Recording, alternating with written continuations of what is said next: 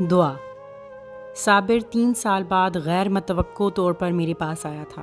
میں اسے دیکھ کر حیران بلکہ تھوڑا پریشان بھی ہوا کہ وہ 3 سال پہلے مجھ سے ناراض ہو کر یہ کہہ کر گیا تھا کہ اب میں ساری زندگی آپ کے پاس تو کیا کسی صوفی درویش کے پاس نہیں جاؤں گا۔ آپ جیسے لوگ مجھ جیسے پریشان لوگوں کو صرف لارا لگاتے ہیں، کام کرتے نہیں، صرف ٹالتے رہتے ہیں۔ اب مجھے روحانیت، تصوف، فقیری، درویشی اور دعا پر بالکل بھی بھروسہ نہیں رہا، بلکہ اللہ پر بھی بھروسہ نہیں۔ اللہ بھی امیروں کا ہے، مجھ جیسے غریبوں کو تو دنیا میں دھکے کھانے، ذلیل ہونے کے لیے بھیجتا ہے۔ دعا، وظیفے آپ کو مبارک، میں اب کبھی بھی آپ کے پاس نہیں آؤں گا۔ آج جب دوبارہ آیا تو میری حیرت بنتی تھی کہ یہ واپس کیسے اور کیوں آ گیا، کہیں پھر تو اپنی بڑھاس، غصہ نکالنے نہیں آ گیا۔ میں ملاقاتیوں کے ساتھ مصروف تھا، میری نظر اس کی نظروں سے ٹکرائی تو اس کے چہرے پر مسکراہٹ آ گئی اور میری طرف بڑھتا چلا آیا۔ میرے قریب آ کر پیار سے بغلگیر ہو گیا اور میرے کان میں سرگوشی سے بولا، جناب آج میں لڑنے نہیں بلکہ معافی مانگنے اور شکریہ ادا کرنے آیا ہوں، لیکن آج اقرار کرتا ہوں کہ آپ سچے اور میں جھوٹا خوابوں کی دنیا کا مسافر تھا، جبکہ آپ حقیقت سے باخبر تھے۔ آپ لوگوں سے مل لیں، جب آپ فری ہو جائیں گے تو آپ کی صحبت میں چند گھڑیاں گزار کر چلا جاؤں گا۔ دوسری بات، آج میں کسی دنیاوی مسئلے کے لیے نہیں آیا بلکہ خدا کا بندہ بننے آیا ہوں۔ صابر کی باتیں سن کر میں نے اطمینان کا سانس لیا، ساتھ ہی ماضی کے اوراق پلٹتے چلے گئے۔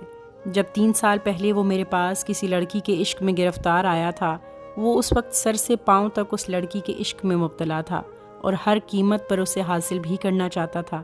قصہ یہ تھا کہ یہ غریب تھا، کسی دکان پر سیلز مین تھا۔ وہاں پر وہ لڑکی شاپنگ کرنے آئی تو یہ اس کی زلف کا اسیر ہو گیا۔ اس نے سستے داموں اس کو شاپنگ کرائی تو لڑکی سمجھ گئی یہ کام کا بندہ ہے، اس کو اپنا موبائل نمبر دیا اور اس سے بات چیت شروع کر دی۔ اس کی میٹھی باتوں میں آ کر محبت میں گرفتار ہو گیا۔ 6 ماہ تک لڑکی شاپنگ کرتی رہی۔ اسی دوران یہ پکڑا گیا کیونکہ یہ مالک کو بتائے بغیر اس کو چیزیں دیتا تھا۔ مالک کو پتہ چلا تو اس نے اس کو نوکری سے نکال دیا۔ جب یہ نوکری سے فارغ ہوا تو لڑکی نے دیکھا ابھی کسی کام کا نہیں رہا تو اس کو بلاک کر دیا، جبکہ یہ عشق کی آگ میں جل رہا تھا۔ جدائی ناقابل برداشت ہوئی، اس کو مختلف نمبروں سے کال کرتا، وہ بلاک کر دیتی تو یہ مختلف بابوں بزرگوں کے پاس جانا شروع ہو گیا۔ کسی نے میرا بتایا تو میرے پاس آ گیا۔ میں نے دکھی سمجھ کر توجہ دینا شروع کی، کیونکہ دوسرے بابے پیسے لیتے تھے، میں نہیں، تو میرے پاس تقریباً روزانہ آتا۔ میں حوصلہ دیتا کہ اللہ بہتر کرے گا، ساتھ وظائف بھی دیے تاکہ اس کے دل کو سکون مل سکے۔ یہ پروانے کی طرح میرا طواف کرتا، روتا، بلکتا، منتیں ترلے کرتا رہا۔ جب لڑکی نہ مانی تو مجھ پر بہت سارا غصہ نکال کر چلا گیا۔ میں چند ملاقاتوں میں جان گیا تھا کہ لڑکی اس کے ساتھ فلرٹ کر رہی ہے۔ اس نے چیزیں حاصل کرنے کے لیے اس کو اپنی اداؤں اور میٹھی باتوں میں الجھایا ہوا تھا، لیکن صابر یہ ماننے کے لیے تیار نہیں تھا۔ صابر جیسے بہت سارے لوگ ہر دور میں میرے پاس آتے رہے ہیں، بلکہ سچ تو یہ ہے کسی بھی بزرگ آستانے پر یہی لوگ سب سے زیادہ آتے ہیں، بلکہ بہت سارے آستانوں کی رونق انہی پیار کے پروانوں کی وجہ سے ہے، کیونکہ یہ آتش عشق میں بھسم ہو رہے ہوتے ہیں، محبوب کو حاصل کرنے کے لیے خوب دولت لٹاتے ہیں، تحائف کی بارش کر دیتے ہیں، ہر وقت ہر بات ماننے کے لیے تیار رہتے ہیں۔ اگر کوئی لڑکی کسی لڑکے کے عشق میں مبتلا ہو کر دولت لٹائے تو بنگالی بابوں کی چاندی ہو جاتی ہے۔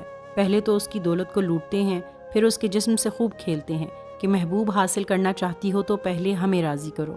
اللہ کی پناہ ہے، آج جب صابر آیا تو میں جاننا چاہتا تھا کہ یہ میرے پاس واپس کیوں آیا، لہٰذا میں جلدی اس کے پاس جا کر بیٹھ گیا اور سوالیہ نظروں سے دیکھا اور پوچھا، آج میرا ناراض بھائی میرے پاس واپس کیسے آ گیا؟ تو صابر نے میرا ہاتھ گرم جوشی سے پکڑا اور بولا، معافی مانگنے آیا ہوں۔ میں جس لڑکی کے عشق میں اسے حاصل کرنے کے لیے آپ کے پاس آتا تھا، وہ دل پھینک لوگوں کو ایسے جال میں پھنسا کر لوٹنے والی تھی۔ جب میں آپ سے مایوس ہو کر اس کے محلے میں بار بار گیا تو وہاں پر چند لڑکوں نے کہا یہ کال گرل ہے جو لڑکوں کو لوٹتی ہے، لیکن میں پھر بھی اس کے عشق میں جاتا رہا۔ آخر کار میں اس کے گھر میں ایک رات گھس گیا تو اس نے مجھے بٹھا کر سمجھایا، دیکھو میں تم کو اپنا نوکر بھی نہ رکھوں، میں دل پھینک ہر رات بندہ بدلنے والی ہوں، تم اپنی زندگی میرے پیچھے برباد نہ کرو۔ پھر اس نے بہت سارے دوستوں کی تصویریں اور میسیجز دکھا کر مجھے کہا، میرا خیال اپنے دماغ سے نکال دو، اگر اب بھی میرا پیچھا کرو گے تو تم کو مروا دوں گی۔ لہٰذا میں شکست خوردہ شرمندہ واپس آ گیا۔ چند دنوں بعد ہی عشق کا بھوت اتر گیا، تو آپ سے معافی مانگنے آیا ہوں کہ ایک لڑکی میرے لیے ٹھیک ہی نہیں تو اللہ مجھے کیسے دیتا۔ پھر صابر بہت ساری باتیں کر کے چلا گیا تو مجھے بہت سارے عاشق یاد آ گئے جو اسی طرح ناراض ہو کر گئے، پھر مہینوں یا سالوں بعد سوری کرنے آ گئے۔ ساتھ ہی دعا کی حقیقت بھی سمجھ آ گئی۔ انسان بعض اوقات اللہ سے ایسی دعا مانگتا ہے جو اس کے لیے ٹھیک نہیں ہوتی، یا اللہ اس کو کچھ اور دینا چاہتا ہے۔ اللہ تعالیٰ بندے کا ذوق، طلب بڑھانے اور آتش شوق کو مزید تیز کرنے کے لیے دعا کو قبول کرنے میں دیر کر دیتا ہے۔ یہ بندے کو تنگ کرنے کے لیے نہیں بلکہ دعا کا اسیر بنانے کے لیے ہوتی ہے۔ حق تعالیٰ بندے کو پرکھنے کے لیے دیر کرتا ہے کہ یہ واقعی مجھ سے طلب کر رہا ہے یا کسی دوسرے در پر ماتھا رگڑنے جائے گا، یا کسی دوسرے سے بھی آس لگائے بیٹھا ہے اور میرے پاس صرف دکھاوے کے لیے آ رہا ہے۔ کیونکہ محبوب خدا نبی رحمت سرور دو جہاں صلی اللہ علیہ وآلہ وسلم کا فرمان ہے کہ رب ذوالجلال 3 بار منہ ادھر ادھر کرتا ہے، لیکن چوتھی بار اس کا پیمانہ رحمت چھلک پڑتا ہے اور مانگنے والے کا خالی دامن خوشیوں سے بھر دیتا ہے۔ لیکن انسان بے صبرا ہے، وہ جلدی گھبرا کر چیخنا شروع کر دیتا ہے۔ یہ بھول جاتا ہے کہ اللہ تعالیٰ تو ہر انسان کی ضرورت سے بخوبی واقف ہے۔ رب تو وہ ہے جو سیاہ راتوں میں سیاہ پتھر کے اندر رینگنے والے کیڑے کی ضرورتوں سے بھی واقف ہے، اس کی ہر ضرورت کا خیال رکھتا ہے اور مہیا کرتا ہے۔ جو رب ایک کیڑے کی سنتا ہے وہ اپنے خلیفہ اشرف المخلوقات کی کیوں نہیں سنے گا؟